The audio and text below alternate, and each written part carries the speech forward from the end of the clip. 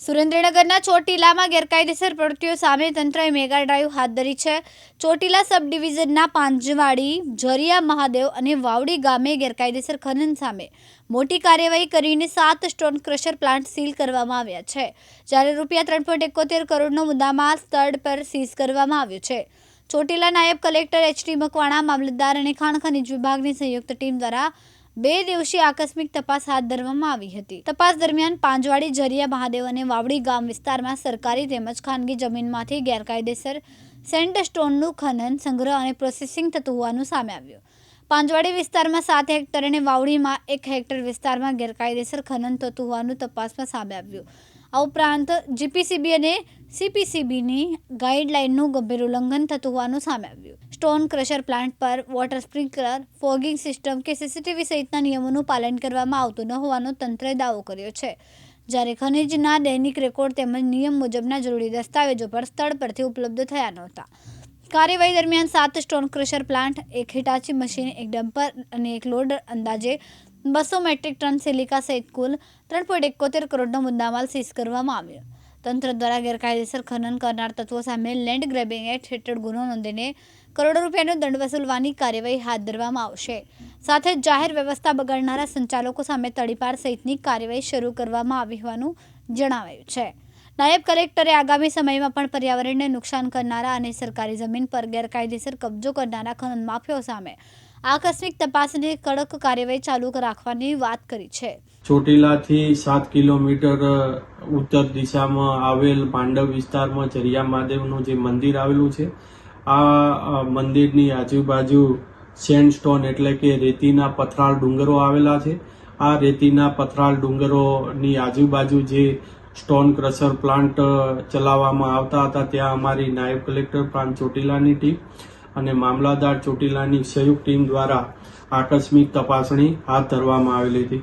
તપાસ દરમિયાન હકીકત સામે આવેલ કે ઝરિયા મહાદેવની આસપાસ તેમજ પાંજવાડી અને વાવડી વિસ્તારમાં જે કાર્યરત સ્ટોન ક્રશર એકમો છે, એ આજુબાજુના ખાનગી અને સરકારી સર્વે નંબરોમાંથી ગેરકાયદેસર રીતે સેન્ડસ્ટોનનું ખનન કરી અને પ્રોસેસિંગ કરી અને સ્ટોન ક્રશર પ્લાન્ટ ચલાવવામાં આવતા હતા.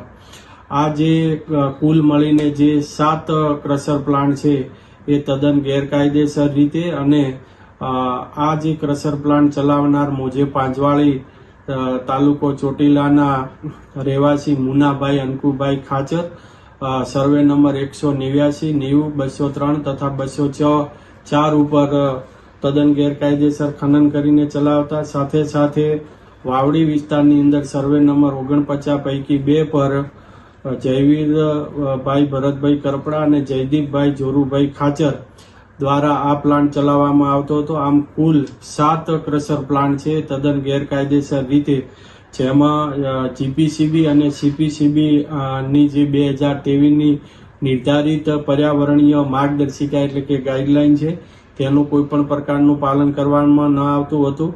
સાથે સાથે કન્સેન્ટ ટુ એસ્ટાબ્લિશ અને કન્સેન્ટ ટુ ઓપરેટ ની શરતોનું પાલન કરવામાં આવતું ન હતું.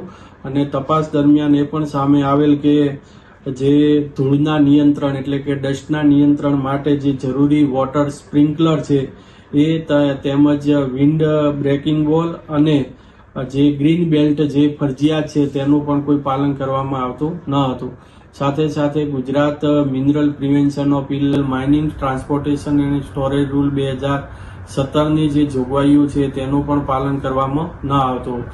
આમ તમામ હકીકતો અને ગેરરીતિઓ ધ્યાને લઈ અને આ જે 7 crusher plant, 1 Hitachi machine, 1 dumper, 1 loader અને અંદાજે 200 મેટ્રિક ટન સિલિકા, એમ મળીને કુલ અંદાજે ₹3.71 કરોડનો મુદ્દામાલ છે, એ સીઝ કરવામાં આવેલો છે.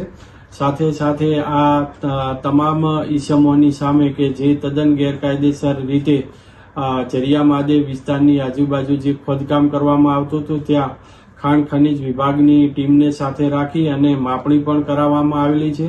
અને જે ઈસમોએ જે આ ખોદકામ કરેલું છે, તેઓની સામે કાયદેસરની કાર્યવાહી હાથ ધરવામાં આવેલ છે. વિક્રમસિંહ જાડેજા, દિવ્યાંગ ન્યૂઝ, ચોટીલા, સુરેન્દ્રનગર.